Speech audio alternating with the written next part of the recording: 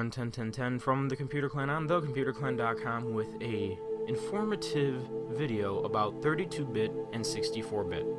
I have made a video in the past called 32-bit versus 64-bit, but there were a few loose ends and a lot of questions, so I'm going to reiterate on it to see if I can get your questions answered.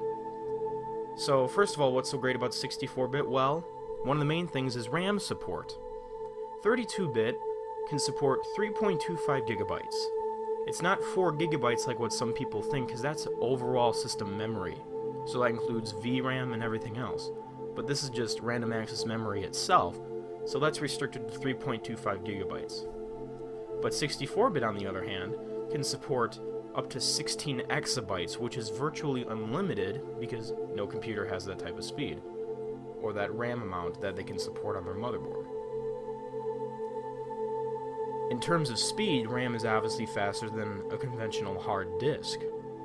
So with 32-bit computation, a process is loaded from the hard drive, goes through the CPU, and is usually stored in the RAM to make the system go faster. But 32-bit cannot hold as many processes in the RAM, so this process of being taken from the disk, processing, going into the RAM is repeated and creates slow speeds, makes the system go slower. So the system needs to go back to the disk to perform the operations, and that's what creates the whole system to have a slow speed, basically. But 64-bit, on the other hand, can store more processes in the memory and do scientific computation faster, so boost system performance. It can also, like mentioned earlier, support more RAM, so that's another thing that can help it store more processes in the memory instead of having to go back to the slower hard disk. So that's another thing that really makes 64-bit really fast. So 64-bit operating system or 64-bit applications can really take advantage of this, whereas 32-bit apps are still kind of sluggish. 32-bit apps can still be good and fast, but nowhere near as fast as 64-bit. Upgrading. If you have basically a 2006 Mac or above, they have the Intel Core 2 Duo processors, and Mac OS X runs 32 and 64-bit. So if you have one of those or above, you are already at 64-bit if you did not know that. If you are at a previous model and you want to upgrade, just get a more modern computer that was made by Apple after 2006. And I recommend having the most recent version of the operating system. At the time of this video is Mac OS 10.6.4. And for those of you who aren't good with version numbers, that's Snow Leopard. So you don't need to really worry about that, since Apple has had that 64-bit computation in their computers for the past 5 years or so. And they also made a big transition to Intel, but that was with the Core Duos originally. And if you have a Core Duo, that is not 64-bit, it's the Core 2 Duo that's 64-bit. On the Windows side of the spectrum, you need a 64-bit copy of Windows and a 64-bit CPU. Example, the Intel Core 2 Duo.